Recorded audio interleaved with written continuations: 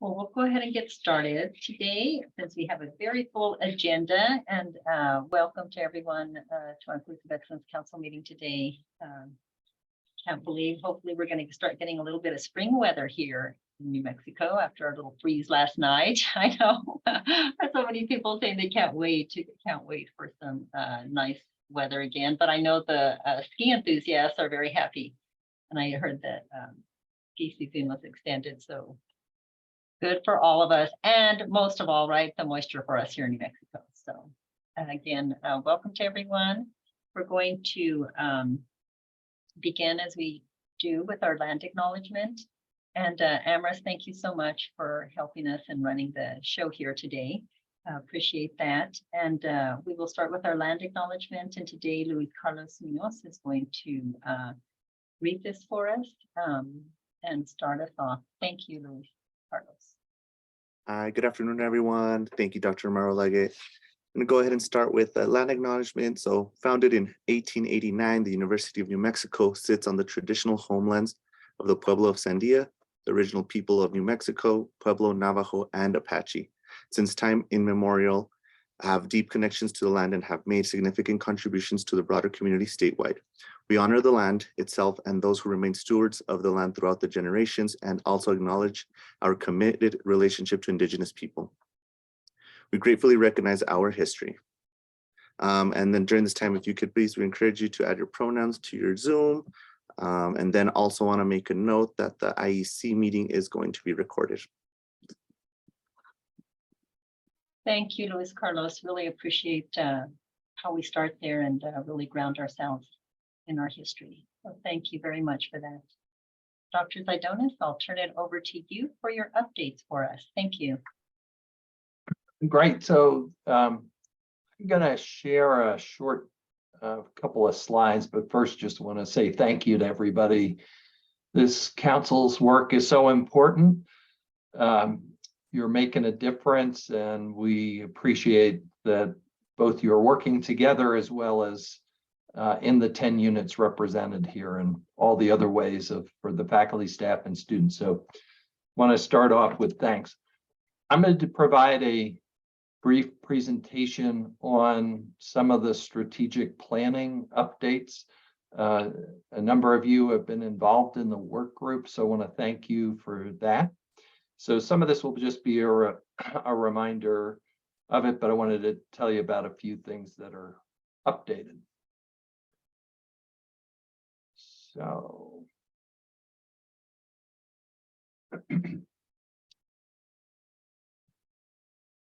first, lots of gratitude to you, everybody who was on the work groups, who provided input in our survey, our idea scale, etc. The work groups have done a tremendous amount of work. Through that process, we came up with two new concepts that are added. One is high-level goals that frame each of the priority areas. Economic development we had in research, but through the process we decided to pull it out and make it its own priority. And in that context, it also allows for more than just research ideas for economic development. It includes other concepts. We also expanded and consolidated the enablers that would go across all 7.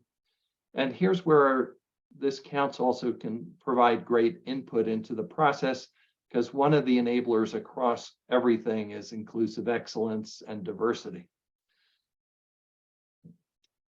So in this journey to get to where we are, we've had over 3,000 people engaged where they were in the room. We've sent this out to everybody, so that would include all our staff and faculty and students in the health and health sciences. We've had in total over 1,100 people put comments into the surveys, and all of those have been put into the process. As you can remember from before, we had the one workforce, behavioral health, health equity, over to the right, research, which now is just on research, quality and safety, so the clinical care, student experience, and then we've added in the yellow, the economic development, which includes biosciences, biotech, but also health care, services, and technology. This is just as a reminder, it's staying pretty steady on our vision, mission. Of course, the mission includes creating an inclusive and compassionate community. Also in the values, equity is a cornerstone. So through every one of the 7 areas, there are enablers. Inclusive excellence is in each one. And so this is just one bullet in there, but that's where I think this council will help us over the next 3 months as we move into the implementation planning component. And so again, you can see it is in behavioral health. With each area, it's one of our core enablers. Research, just literally every one of the areas, as you could imagine. And each of you represent, both by your unit and your own activities, the depth and breadth of inclusive excellence, including with the student experience, et cetera.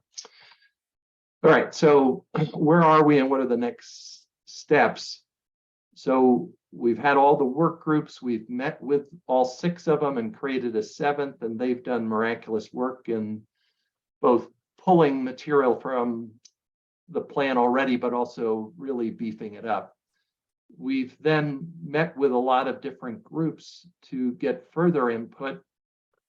And on the 31st, we're going to have finished the, what I might call living reasonable good draft, because this will always be, something where we're checking on how we're doing as well as updating it as things change. So for example, a week ago, we got $25 million for economic development.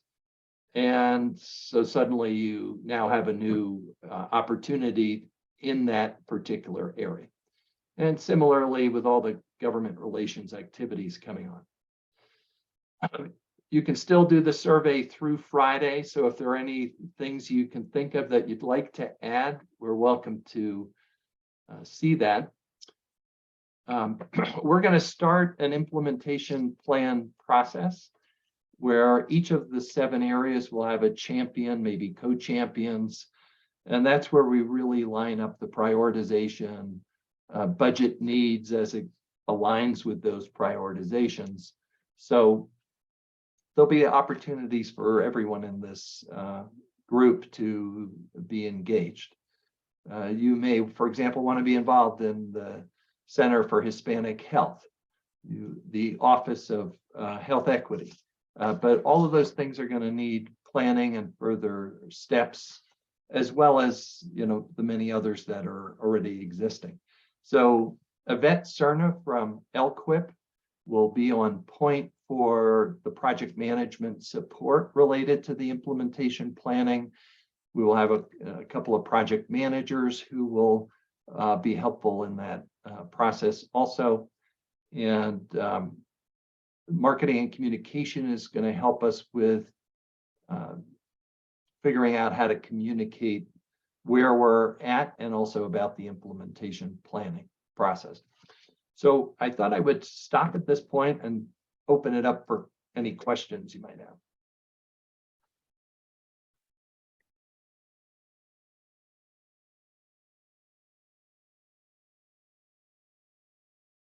Appreciate the updates, Dr. Zaidonis. I don't see any hands up right now, and appreciate again the constant communication and especially all of the participation that's been, how much inclusiveness this is involved and people really giving voice here. So thank you for that. Great. And as you reminded us, there's still time to give some more feedback at that last, and we'll be sharing the slides today as well with everyone.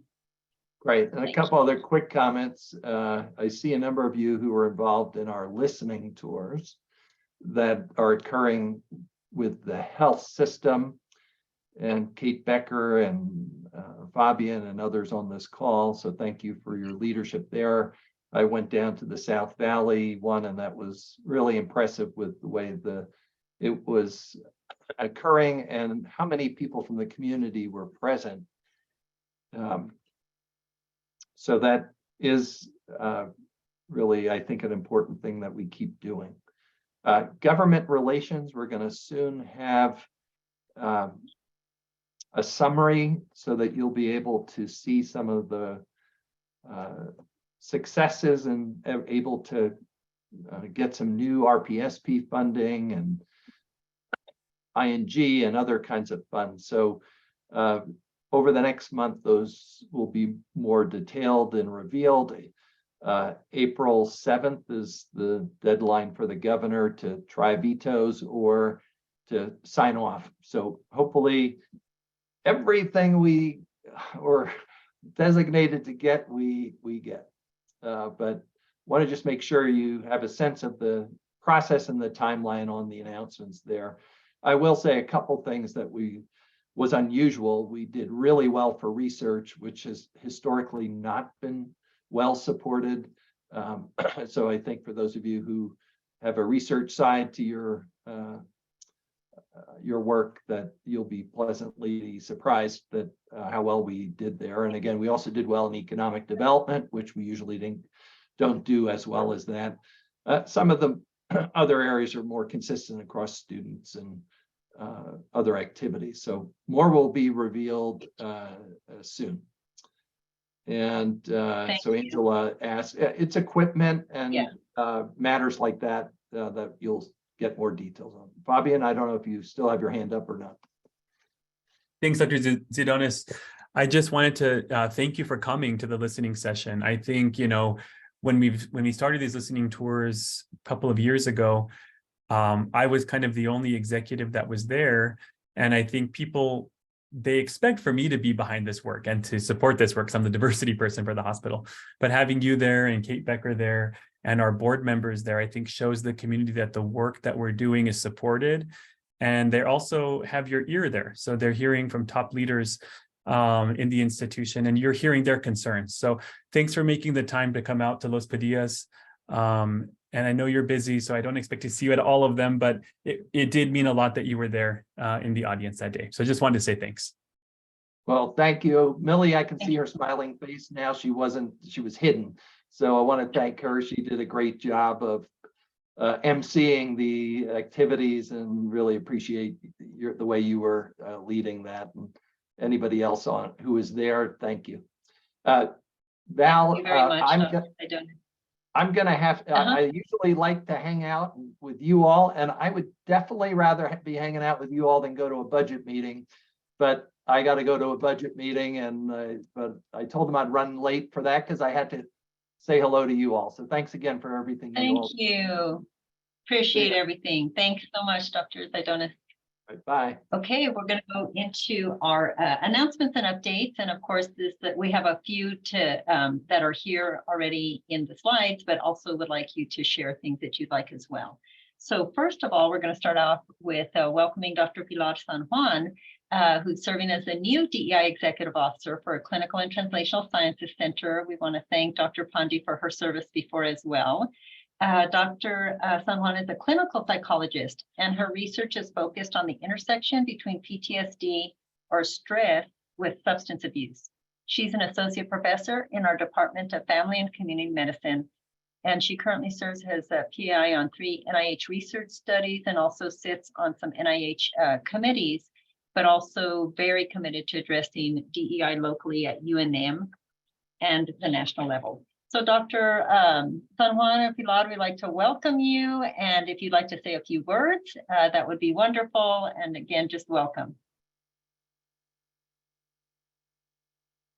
I also see that we're over time already, so I'm not going to say too many words, but I'm grateful to be in this position and to be part of this group. I'm really interested to see all the work that everybody's doing. Thank you so much, Pilar, and look forward to having your voice here with us as well. Thank you. And we'll go next to hear from Heriberto Estrada, who's going to mention some work that's happening in the DACA arena. Hi, everyone. My name is Heriberto Estrada. I'm a second-year medical student. And yeah, so a little bit about me. I was born in Chihuahua, Mexico. I'm a DACA recipient and grew up here in Albuquerque. So the reason I'm here is to kind of continue or update the conversation about DACA and supporting DACA students here at the University of New Mexico. I've been working closely with Dr. Sanchez and Dr. Romero Leggett about kind of getting together and getting like a meeting going to address the needs of our students and to see how we can better address them in terms of DACA. The main goal that we want to reach is to kind of have a one-stop shop for pre-meds, medical students, how they can get into medical school, what barriers there are, and how medical students can reach residency. Yes, kind of just a page or a PDF, something that we can distribute to students that might be interested in that information. If you have any questions or if Dr. Sanchez would like to add anything else, that's it for me. I'm happy to be here. Heriberto, oh, thank you for your leadership. If you could share the email that was sent around. Oh, yeah. I'll send it. And I also just wanted to thank you as well, Heriberto, and also make sure that this is something that is for all of our HST students. You know, as Heriberto said in the beginning, there's, you know, of course, Heriberto is thinking about, you know, the medical school, and there had been some interest from a pre-med med student and everything, but I know that we have worked and supported this over the years, and it's would be great to have all of our students together working on the issue for our DACA students. So thank you, Heriberto. And I think there will also be a letter that will be sent out through HSC Connects as well. Yeah, I'll go ahead and forward the email here in a little bit. Okay, thank you. And then you can just drop it in the chat. Thank you, Heriberto, very much. And your support of the group, the other students and leaders. And we hope others will join. Thank you. Okay, Dr. Salazar, I'm going to turn it over to you to just get everyone excited about this coming up on Monday. And to thank you and the leadership of the All Things Art HSC that's going to happen on Monday. So do you have your audio still? Yes, can you hear me? So I apologize to everybody in advance if I have to cough. I'm battling a cold, as I know many people are. So I will try to mute myself if I have to cough. But if it looks like I have something in my mouth, I do. It's a cough drop. So I'm sorry for that. But yes, we are super excited about All Things Art. So much excitement around it, particularly with the artists. We have 42 artists signed up to exhibit all across the HSC. They come from many of our programs here on this campus. So please come by and look at the art. And the art is going to be shown from 1 o'clock to 2:30. And so you might be thinking, well, this says 12 to 3. So what's going on? So now that I have your attention, from 12 to 1, we're going to have a concert and poetry reading. Dr. Romero Leggett is going to kick us off with opening remarks. And then we're going to have a quartet, 4 musicians from the HSC Symphony are going to be performing. And it is going to be classical music and Celtic music that they'll be playing. And then there's going to be 4 poems that are read sporadically throughout the music. There's also going to be thinking prompts to begin to help people think through how art is medicine to them. And we're going to create word clouds and things like that during that hour. And then, like I said, the art is going to be from 1 to 2:30. It's going to be exhibited in the Dominici Auditorium foyer, in the first floor of the Dominici West, and in the mezzanine level of Dominici West. and the health sciences library. So please make your way to those areas to look at all of the incredible art. This art show is called All Things Art. And we are literally going to be exhibiting all things art. There's things from music to dressmaking to costumes to making beef jerky, people who are growing flowers in their garden, to what all of us typically think of as art is painting on canvas, oils and watercolors and acrylics, and there's mosaics and so many other things.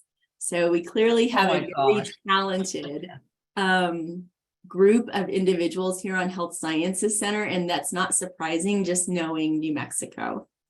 This is also going to end from 2:30 to 3 with a wellness session from Dr. Flegg's group.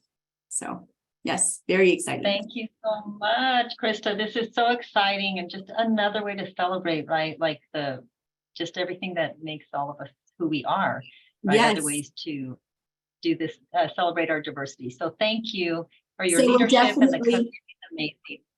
Sorry for interrupting. No, I Dave. was just saying, and the committee, because the committee, I mean, you guys did a lot. You accomplished a lot in a short period of time, and also with our sponsor, from Melissa Reflison and Hislick, really appreciate that as well. Absolutely. The committee is amazing, the committee members. And I just wanted to say something, but I forgot. Oh, we're going to be having ice cream. So make sure you come get ice cream. And if I remember something else, I'll Yeah, I know, ice cream and then some healthy snacks and some goodies there during that time at the concert as well. Yes. So hope you all join us and celebrate with us, All Things Art at HSC, our inaugural event. Thank you so much, Dr. Salazar and the committee. And then Dr. Sanchez is going to give us an update. We have an update from the Task Force on Childcare. Okay, so actually, Gina, are you on to update us here? I know Dr. Sanchez will update also on the climate survey and Heritage Months as well. No, this is the update on Heritage Month. This is the next Heritage Month presentation. Oh my goodness, I'm thinking of the task force and working with Gina. Thank you so much, Amaris. Dr. Sanchez, turning it over to you. So buenas tardes, everyone. Good afternoon. As you know, we're still in Women's History Month. I want to thank all the contributors to the committee work, but also all the presenters and moderators for Women's History Month. Our next upcoming session is update from HSC Task Force on Childcare by Gina Uria Sandoval. So please join us 1 to 2 on March 30th. That's this week. We are currently convening the planning committee meetings for Asian American Pacific Islander Heritage Month, which is in May. You can see the dates there and the times, as well as LGBT Pride Month. And the planning committee meetings are April 13th and April 18th between 12 to 1. An email has been circulating. It will also be placed in HSC Connects. Please join us, but also disseminate to your community members. Really, the events that come forth for the months come through your input and your leadership. So everyone is encouraged to attend and participate, learners, faculty, and staff across our 13,000 members. Next slide. And with that, I just want to welcome now Anthony Flegg and Javier Rios, who have been doing an outstanding job of leading our community engagement committee. As you all know, we have 4 standing committees as part of the IEC, and we're really grateful to this committee and all of their members for the guidance and the leadership you've provided around community engagement work here at IEC. So without further ado, Anthony and Javier.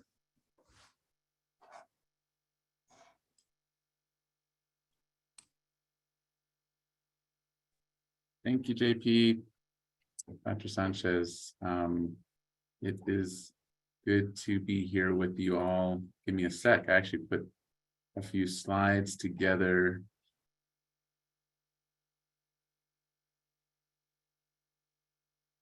And since I'm always about good news, I just wanted to tell you I ordered from Amazon warm weather. They said it would take 1 to 2 weeks to get here. but it should be here, y'all. We should actually feel like, I see at least Krista laughing at my bad joke. Thank you, Krista. So yeah, 1 to 2 weeks delivery, but warm weather is ordered. So we have been meeting monthly and invite the larger IEC to join us. We're not this big a committee, but it's a cool picture of what community engagement feels and looks like. And we meet on Fridays, 9:30 to 10. We've made it a 30-minute Zoom meeting. I thought I would give just a shout out to our very active members. Sorry if someone's here that I don't have, but we have a core group that spans different departments of School of Medicine, larger HSC, Dr. Fernander, who is the Executive Diversity Officer for the new School of Medicine DEI office, Cancer Center, and Javier Rios and myself are the co-chairs. And our goals, we're about to do some strategic planning, I think, as we, like a lot of efforts that in the circles I'm in, I feel like there's a lot that goes back to kind of 2020 and particularly on our campus, White Coats for Black and Indigenous Lives, and just kind of revisiting like what are we actually here to do, and particularly what action are we trying to work towards. So increasing and improving the community engagement being done by our HSC campus is one very important goal of our committee. Connecting the engagement work being done so that they're not done in silos. There's still a lot of work to be done on that. Ultimately, kind of a way that you could easily see what's going on in the HSC as you're planning an event and avoiding kind of overlapping on the same day with similar populations that you're trying to engage. Strategizing how to track, evaluate, and collaborate in the realm of community engagement. And I think inherent in that is that our communities have to be part of tracking, evaluating. Like it's easy to pat ourselves on the back or check a box that we got into the larger Albuquerque and New Mexico community, but what did our community members and leaders, our constituents actually think about that engagement? Was it needed? Was it helpful? Was it sustained? All of the things that I think bring the other questions. So we in a recent meeting actually invited community leaders to attend our committee meeting. And so kind of how do we as an IEC and how do we as a specific community engagement committee bring community voices into our conversation, because it is clear that we miss, particularly pertinent to our committee engagement, we miss a really important voice if it's just UNM staff and faculty at the table. Next steps for our committee. We're going to be supporting the main campus UNM Community Engagement Center. They are putting on a symposium April 14th that I will share a flyer here in a second. And we hope to put a similar symposium on June of this year on the Health Sciences campus, probably an afternoon that similar to the All Things Art event, people could come and go, but could also block off time. So some skill building, bringing community voices to the table, hearing from, say, projects where there's UNM voices, UNM faculty and staff, but alongside community leaders working together to really make meaningful change in health and wellness. And we envision HSC leaders, including a lot of people in this room today at the table, and also a chance for collaboration across programs and initiatives. So here's the flyer for the symposium. It's April 14th in the sub, and invoking the beloved community, which is being, I think, spoken about more on our campus, and I think is a important way to kind of re-engage people. There are definitely some folks that probably all of us are aware of this that are a bit kind of, they've heard DEI enough that they've almost tuned it out or don't want to hear it. And so that's one event. We are putting on a creative writing series that Dr. Salazar, who just spoke from School of Pharmacy, myself, and actually some HSC students are organizing. And this is kind of an invite. It's also an interesting way to bring kind of wellness work into DEI work. So our School of Medicine DEI office and the HSC DEI office are both supporting this work for 5 consecutive Tuesdays, either virtually or in person, that we are going to sit and use and explore creative writing as a way for self-care and wellness. So you all are invited, and of course, by being virtual, it allows larger community members to join. You're welcome to share this, and I guess in our meeting notes, I'll make sure the flyers are included. And then a special invite, especially since warm weather is on its way, to come walk, run, crawl, whatever your mode of transport is, come move with us. This is kind of a core of my personal community engagement work to bring kind of a communal wellness program that honestly uses walking and running to get people to the table, and then healthy food and yoga and a lot of other things happen. This Saturday, for instance, we're doing a big event with New Mexico United out at Tigway Park in Old Town.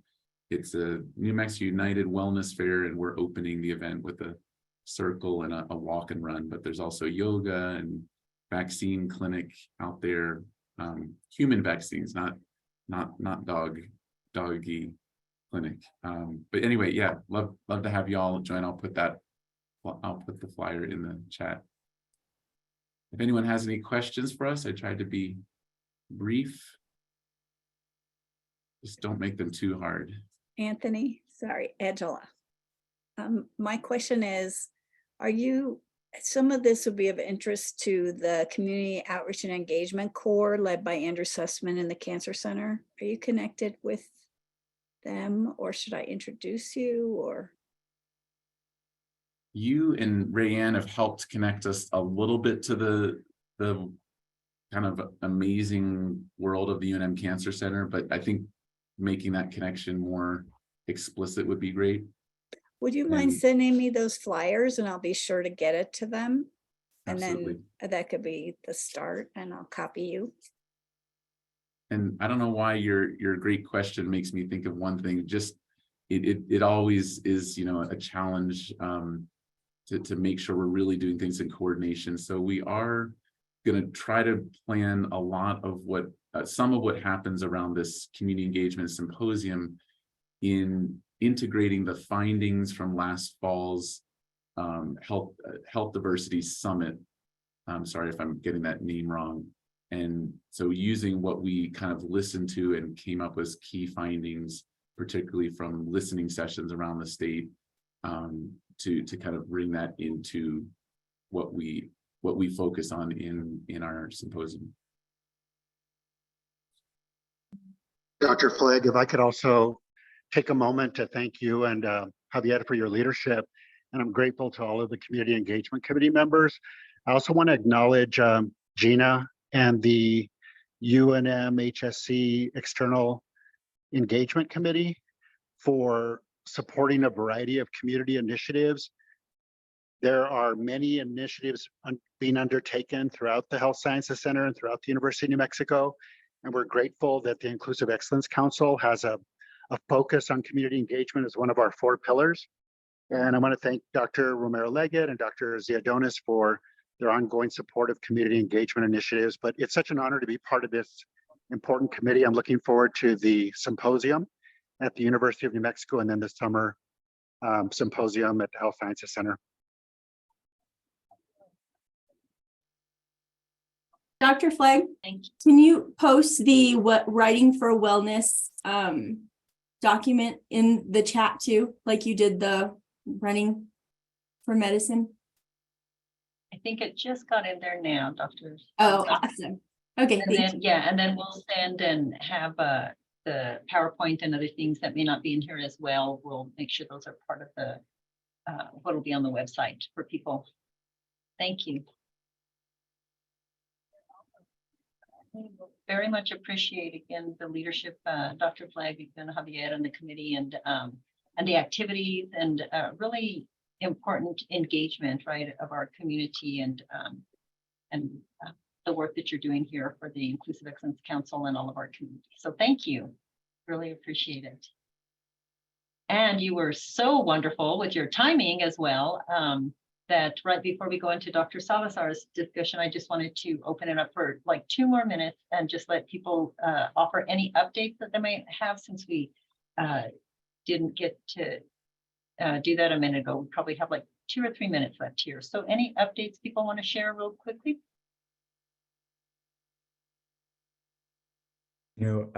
Just quickly, my apologies. I forgot to mention the climate survey. Would you like me to briefly mention that at this point?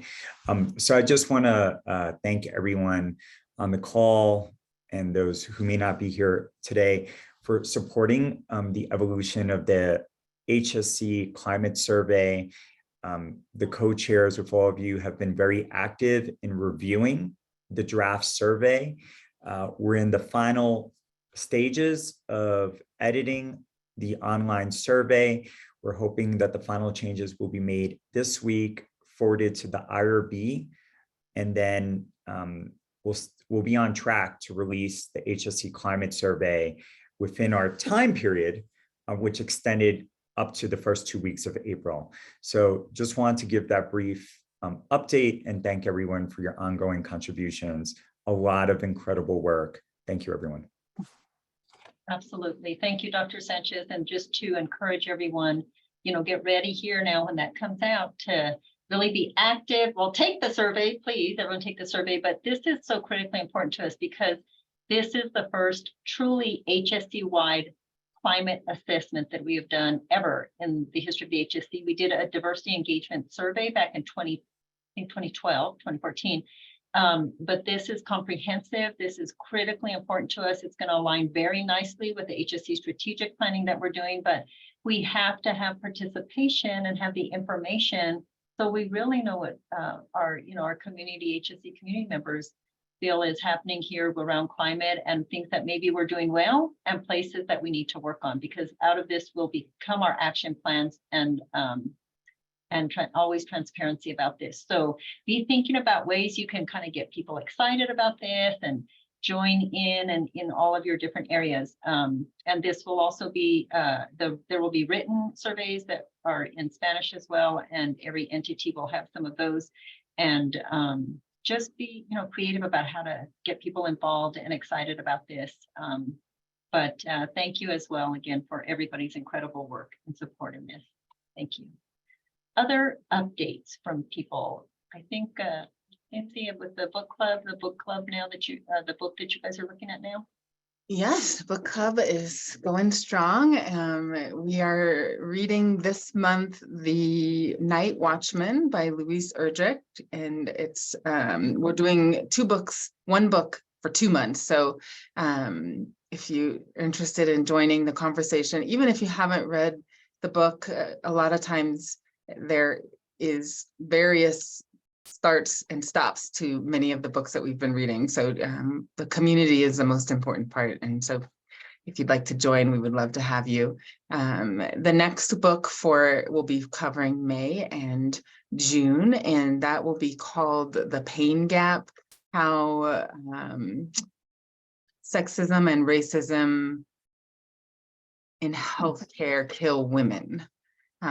So it's certain to be a nonfiction. This is a nonfiction book, and be an opportunity to directly talk about a topic very relevant to a lot of our work here in the hospital settings. And we are starting a new process of having Padlets after each book or kind of in between. So my computer's running a little slow, so I will drop the links to those in the chat as soon as I can get to them. What we're hoping to do with these is a way to bring in more resources tied to the topic, to also encourage folks to join, even if they haven't read the book, but might be interested in a podcast or a TED Talk, to gather some to feel like they can get some information to join.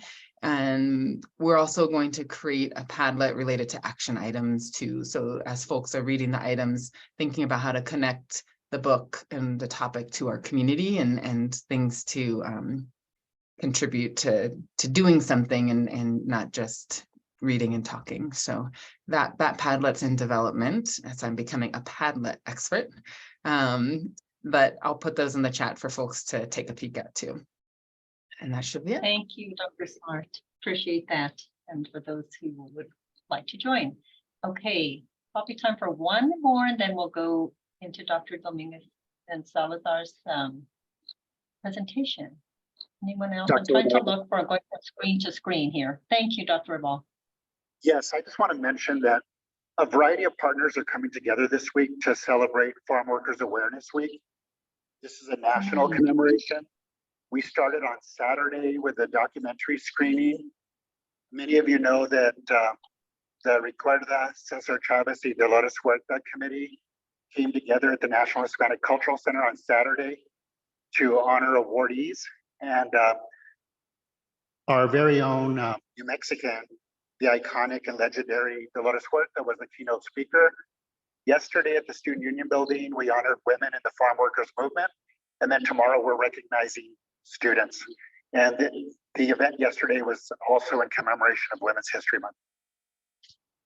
Thank you so much, Dr. Ebal, for reminding us of that really incredible history as well. And that icon Dolores Huerta, absolutely. I see Amy dropped something into the chat box as well. Amy, do you want to just take 30 seconds and just let people know about this exciting, wonderful event? Yes, thank you so much.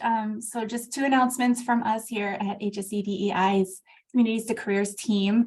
The applications for our summer programs are open now, so please share with any high school, undergraduate, or post-bac students in your network. We have everything from test preparation for MCAT GRE that is at no cost to students who are selected to the program, as well as high school immersion programs that will give them a wide experience of all the different health careers possible. Many of you are partners, and we are hosting our 20+ year celebration of all of this great work that's been under Dr. Murrow-Leggett's leadership.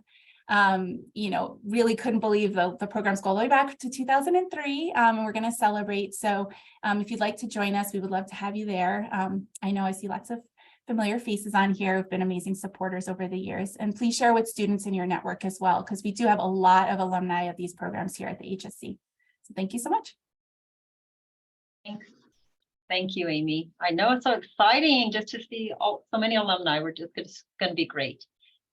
Thanks and signing up. So now, thank you. We get to hear from Dr. Salazar now on the Diversity, Equity, and Inclusion Initiative of the UNM College of Pharmacy.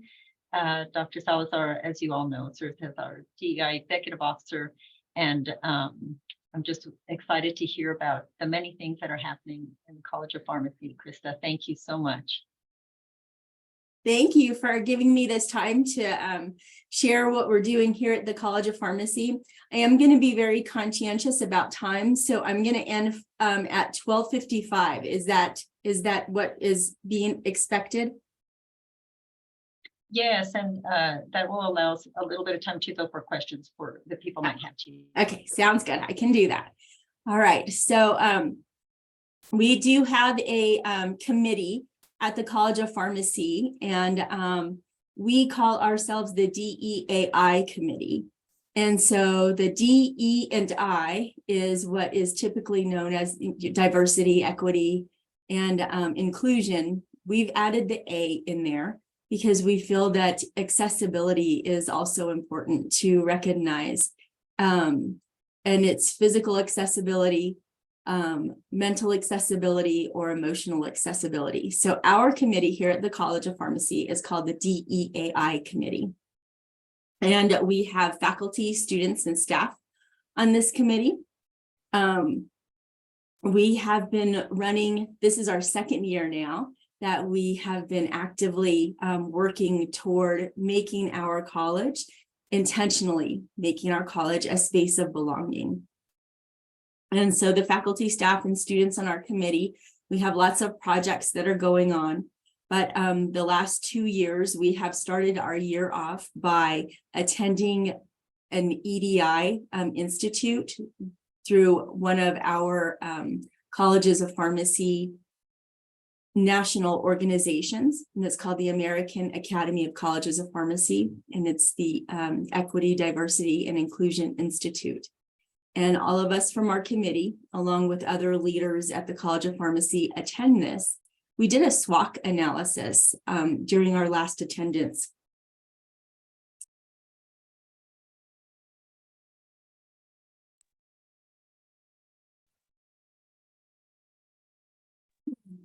I'm not sure how long my voice is going to last, but I'll do my best. So during our SWOT analysis, we identified strengths, weaknesses, opportunities, and challenges. And I'd love to share with each of you what we identified as our strengths and our challenges.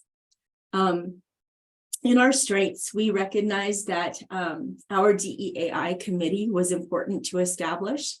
Our DEAI committee came from the ground up, meaning it was those who are on the boots working on the ground, and also leadership. And we recognize that that's important for our DEAI committee to sustain and really hold value for each of our members within our College of Pharmacy. We also have good relationship with the Health Sciences DEI committee, and we feel like that's important for us to stay connected to our larger, to all of our programs here on campus. We also have faculty and staff who genuinely care. They genuinely care about students. They genuinely care to be here. They want to see the students succeed. And so we just now need to figure out, how do we make that apparent that we all want students to succeed? Because people get narratives in our mind, including myself, right? We all have our narratives, but if we can intentionally make that known that we want all our students to succeed, it then gets felt by other people. We have a very diverse student population. Our leadership is involved, and our leadership supports DEAI initiatives. We have a very strong strategic plan that is visited and revisited often. We have a culture of caring and understanding within our College of Pharmacy, and we want to build on that. And then we also have leadership structure within the DEAI committee to continue it, to keep it going. Things that we identified as challenges, many of you could also probably relate to, and it's things that we want to look at this work in a very sober manner. We recognize that burnout is possible because of workload and time, and we want to make sure that we remove items if we're going to add stuff related to DEAI, whether it's in our curriculum, in our programs, whatever it is we're doing.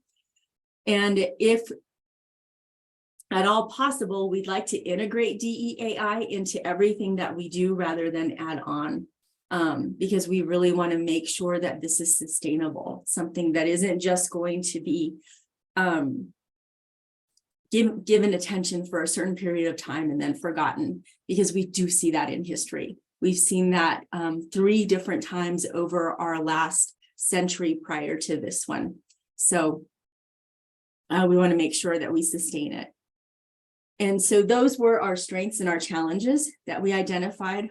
We are doing some projects, and what we've decided we would like to really do is make sure that our projects are integrated with the other programs. So we do not want DEAI to be separate from our college, but rather integrated throughout, but also have that leadership so we don't lose focus.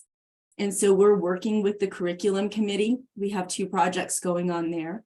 We're working with student services. We have an orientation project that, if I have time, I'll go over that orientation project with you in detail because it's really exciting. We have a social media project that we're doing through Instagram. Our students are going to be leading it and going to be reaching out to our community to share ideas and not only ideas, but experiences of what it took from them to be able to complete our program.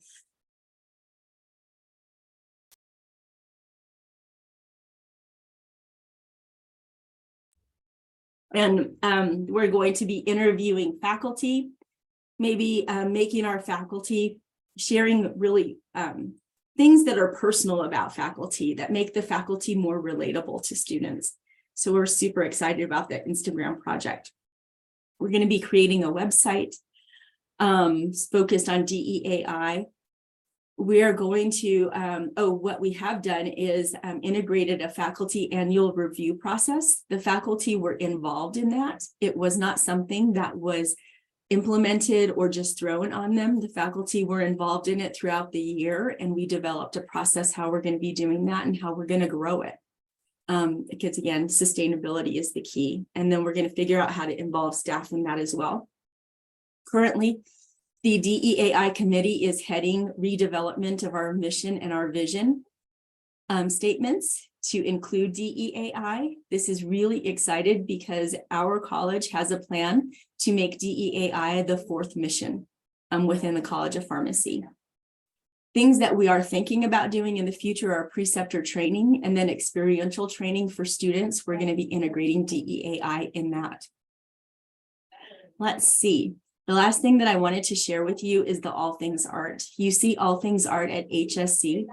It was here at the College of Pharmacy that All Things Art started last July. And I'm particularly excited about it because this was a hallway conversation after me coming out as an artist that took a lot of courage for me to come out. I don't know if I've ever shared the story with you, but I'll share it within 30 seconds. Yeah, I was just ashamed of being an artist. I don't know where that shame came from, but I kept it to myself. I didn't let it out because I felt like art was stupid, dumb. It was a waste of time.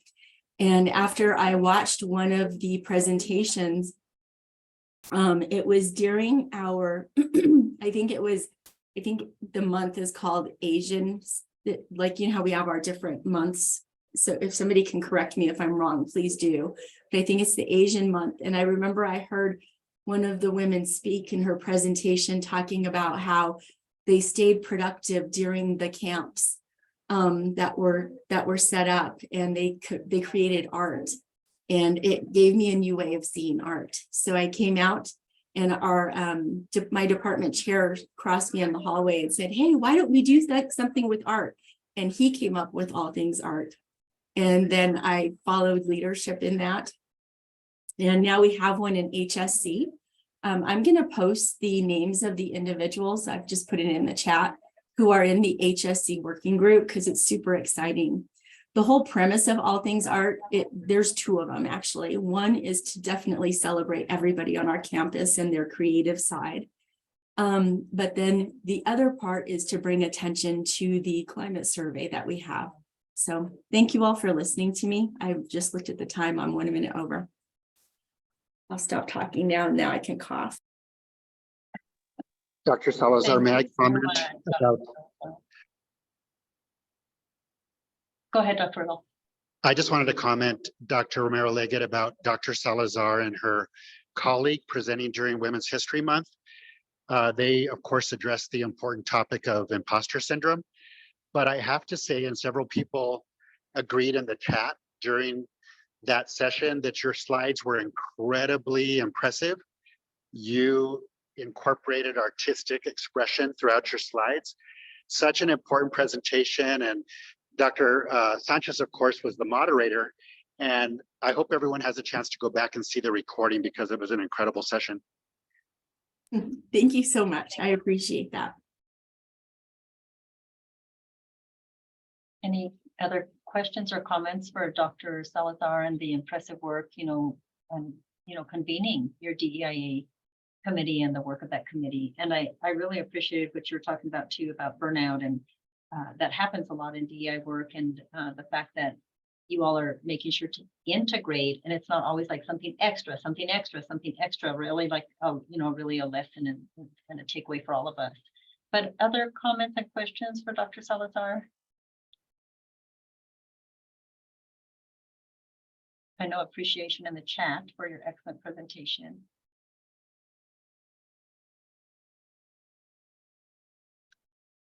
Anything else? I'm trying to go back and forth. Just if hands are up, but please speak out if you don't have to wait to be called on. Dr. Romero Leggett, Well, are we going to need the last 2 minutes for anything if there's no questions? I don't see any right now, and if you'd like to end that and close us out today, that would be wonderful. And just I'll just say thank you to everyone again, but please, yes, please do. Thank you. Okay, so I want to take 30 seconds to share about the activity we're doing with the orientation. We're going to get to know our students, and we're going to be asking them things like, where did they come from? What kind of languages do they speak? Do they have internet that works? What are things that have helped them learn in the past? And I really feel like it's going to help us to make a connection with our first year students, and more so recognize where they're coming from, so that as faculty, we can better understand where they're coming from, and then help to really build up space to make them more successful. So that was the description of the orientation program I wanted to share. So I don't know how to close this out, so I'll stop talking. I just wanted to share that orientation idea. Well, thank you. That was actually beautiful and very much appreciated.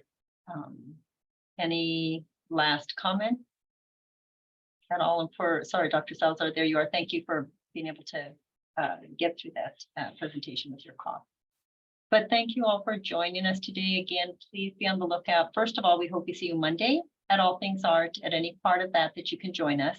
And then certainly your participation and leadership as we roll out the climate survey for all of us. But thank you again so much for joining, and you all have a great week, and we'll look forward to our next presentations as we learn about each other and what's happening about DEI across the health sciences. Thank you so much, everyone. Have a great day. Thank you.